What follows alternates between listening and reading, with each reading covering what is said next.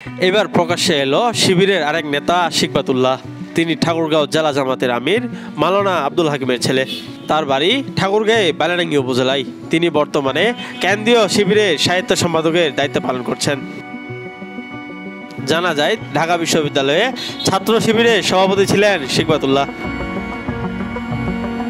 শিকবাতুল্লাহ বৈষম্য বিরোধী ছাত্র আন্দোলনে গুরুত্বপূর্ণ ভূমিকা পালন করেন।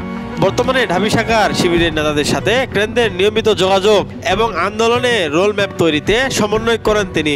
শিকবাতুল্লাহ সময় ঢাবিতে সেক্রেটারি ছিলেন মোহাম্মদ শাহিনুর রহমান। বাংলাদেশ ইসলামী ছাত্র শিবির কেন্দ্রীয় এক নেতা জানান, ঢাকাতে কখনোই সংগঠনটি নেতৃত্বহীন ছিল না।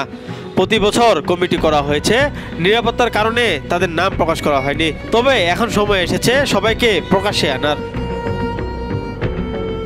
দীর্ঘ 17 বছর পর ঢাকা বিশ্ববিদ্যালয়ে প্রকাশ্যে আসতে শুরু করেছে বাংলাদেশে ইসলামী ছাত্র শিবির।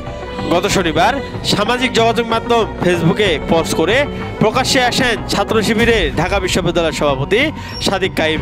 এর একদিন পর ঢাবি ছাত্র শিবিরের সেক্রেটারি এস এম ফরাদের নাম জানা যায়।